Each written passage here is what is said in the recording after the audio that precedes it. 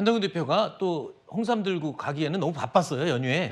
여야 의정협의체 출범을 위해서 지금 엄청나게 돌아다닌 것으로 지금 보도를 통해서 알 수가 있는데 추석 연휴가 끝나고 일상으로 한동훈 대표도 복귀를 했습니다. 오늘 아침에도 최고위에서 조금 전에 제가 말씀드린 여야 의정 협의체 출범에 대해서 간곡한 목소리를 냈습니다. 추석 민심은 냉담했습니다. 우리 국민의힘이 더욱 심기일전해야겠다는 생각을 합니다. 더 열심히 하겠습니다. 결국은 민생입니다. 의료 상황과 관련해서 저희가 여야 의정 협의체를 제안했고 그 출범을 준비하고 있습니다.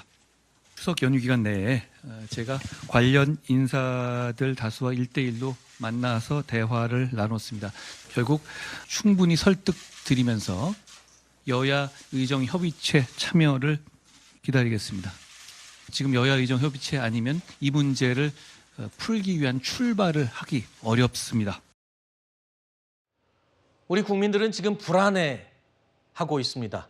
그래서 추석 연휴 전까지만이라도 했는데 이미 지났고요. 그러면 추석 연휴 때라도 했는데 그마저도 지났습니다. 한동훈 대표가 전방위 설득에 나섰지만 추석 연휴 전에 출범하지 못한 이 여야 의정 협의체. 글쎄요, 지금도 아직 난항 여전합니다.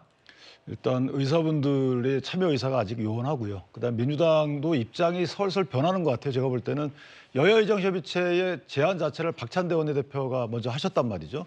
그럼에도 불구하고 아직까지 참여 의사를 명백히 밝히고 있지 않아요.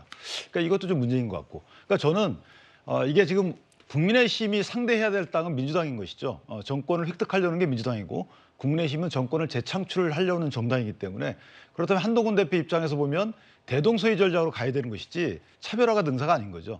상당 부분은 갖고 나머지 작은 부분에서 본인의 어떤 성과를 이뤄내야 되는 부분인데 지금 야당의 파상적인 공세에 대해서 여당이 제대로 대응을 못하고 있다라는 세간의 평가도 좀 귀담아 들어야 되는 부분이 있고 또 하나는 이제 한 여당 대표 입장에서 보면 개혁에 만약에 방향이 맞다르면 네. 대통령을 설득하는 것이 아니고 예를 들면 의료단체를 설득해야 되는 부분이 있는 것이고요. 네. 사안에 따라서는 또는 국민께 이해를 구해야 되는 부분이 있는 것이고 야당을 설득해야 되는 부분이 있는 겁니다. 지금 덮어놓고 대통령을 설득해서 어떻게 해야 하는 거죠? 예를 들면 몇 명이란 그 개혁 방향이 나와요. 네. 의료단체가 한 500명, 1000명 정도 하자. 근데 대통령실이 여기를 반대합니다. 그럴 때는 한동훈 대표의 저런 말씀들이 맞아요. 그런데 지금은 몇 명이라는 게 안 나오고 있잖아요. 그렇다면 일단 국민께 이해를 구하고 그다음에 의료단체에 대해서 설득을 하는 과정을 정치권이 일사불란하게 움직여줘야 되는데 지금은 보면 뿔뿔이 흩어져 있단 말이죠. 그렇다면 만약에 개혁 방향에 맞는데도 불구하고 이런 일치단결하지 못하는 여러 가지 모습 때문에 이걸 관철시키지 못한다. 물론 2,000명을 다 관철시키자는 게 아닙니다. 일정 수의 증언이 필요하다면 그 증언 수에 대해 협의가 가는 과정이 필요한 거죠. 근데 지금 이렇게 여야 의정 협의체마저도 출범시키지 못한다면 이건 한동훈 대표만의 문제가 아니고 민주당의 문제도 같이다 이렇게 생각합니다.